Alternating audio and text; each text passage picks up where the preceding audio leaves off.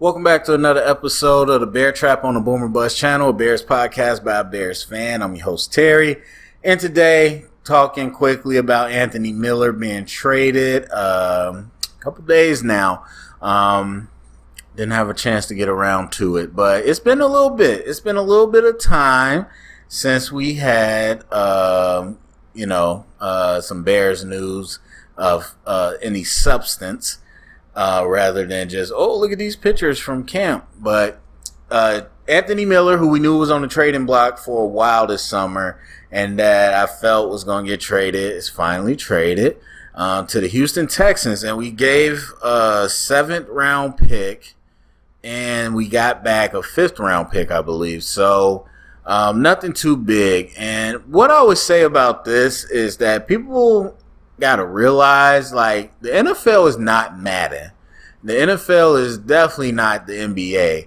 Like, the trades are not what people try to act like they are, because it really is just two ends of the spectrum.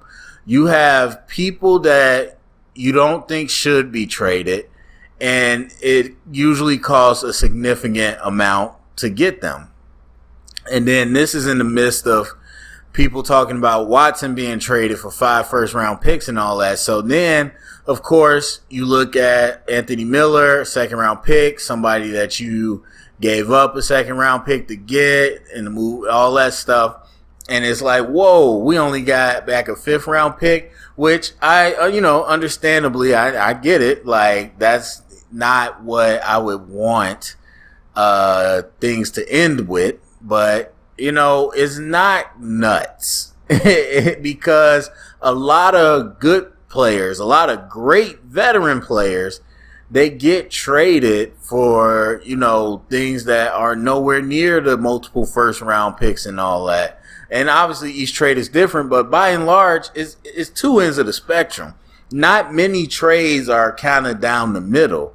And so, especially when it involves veteran players.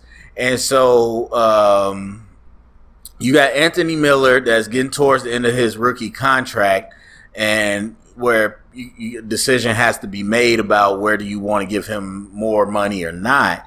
And so obviously you got him in a situation where he's not super restrictive as far as his cap space and all that. And you're able to move him, but you look at his contract, which isn't crazy. And then you look at also that there's not a lot of, I forgot the term people use, but there's not a lot of years of possession on there. If he was not performing, which we'll talk about, but he also had a 5-year contract at like a really cheap rate, then that's going to be something that you could get a better offer for, because now you're trading me him and I get to keep him for X amount of years.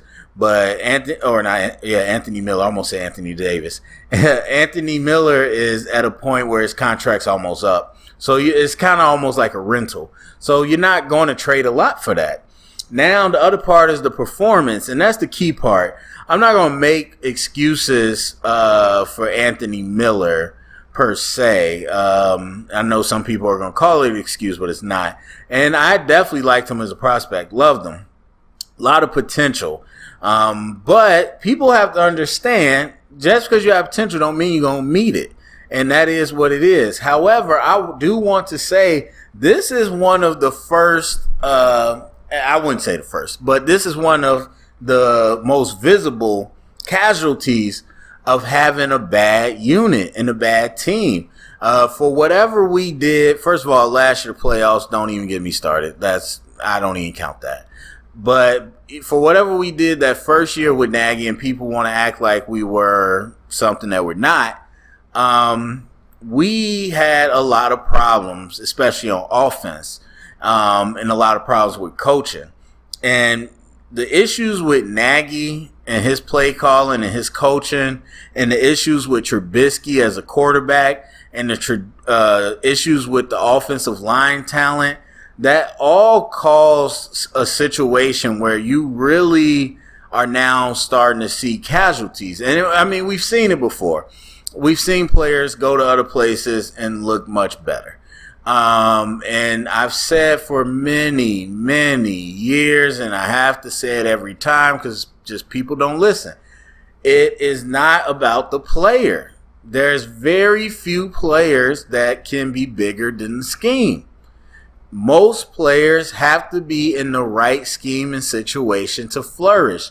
And so with Anthony Miller, while he had his anger issues, while he had his drops, while his health was not 100%, and I don't always really blame players for that. I mean, that is what it is.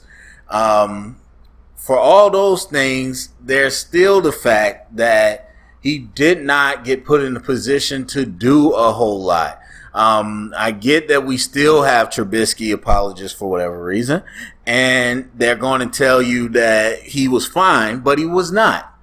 He was not a quarterback that could put his receivers in great positions, and he was not going to take advantage of when receivers were in great position. And so when you have, again, like I said early on, when you have a situation where you're not getting success, you're not gaining confidence in yourself, and the team's not gaining confidence in you, and you're not getting targets and all that, you don't have a stage to demonstrate. And again, part of that is not always having time to throw. Part of that is not being accurate when we throw. Part of that is not having a run game to support the passing game. Part of that is the plays that are being called. It all works together, and it equals a situation where Anthony Miller just was not in the best position to become what he had the potential to be. And again, that's not to excuse the things that he could control, but these are also factors. And so, am I, screaming mad at pace that Anthony Miller was a highly sought after second round pick for us, and now we're trading him for a fifth? I'm not screaming mad at pace for that. Again, and I've said many times, that evaluation was in line with what I saw coming out. And the difference is between me and the normal fan, they're going to say, yeah, I saw that. And this person, or when a person becomes good, like, yeah, I saw that. I knew I liked him out of the draft. When a person comes bad, oh, well, I didn't really like him. No, I loved Anthony Miller coming out. But whether it's a Bears player or any player, I also recognize as a draft analyst that it doesn't necessarily mean as much what potential you have versus where you go and what situation you get to develop that potential. And so to sit here and act like, well, no matter what Anthony Miller does, if he goes on to be great, to sit here and act like this defines what he was as a prospect, it's not true. It's absolutely not true. So I'm not too mad about that. As far as like his issues with the team, and I'm not mad about that either. I mean, he definitely needs to be at a place he's not getting ejected for games and all that. But as far as like, not being happy with being with the Bears, I'm not mad at him. The offense has been terrible. And so it's not a great place for a receiver. And even though with Justin Fields coming in and Andy Dalton, we don't know what that's going to look like. I get he might be done with Nagy. And so I'm not mad about that. I'm not mad about any of it. We signed Justin Hardy. Obviously, Mooney is somebody that we think is, or not think, that we know took over kind of that secondary role. And then on top of that, we would hope to see Kmet kind of develop. And so we got things coming down the pipe. And I don't think that this wrecks anything because, like I've said before, Anthony Miller just, kind of was never put in that position in our offense. And so it's not like we're going to miss him terribly. Unfortunately, but that's just what the case is. So I don't think this is drastic or anything. And again, we've known that this was in the works. I'm surprised it happened before Foles got traded, but nonetheless, not surprised that it happened. So anyway, go down in the comment section, let me know what you think. Share it around, get the conversation started. thumbs up, subscribe, and remember, stay up and bear down.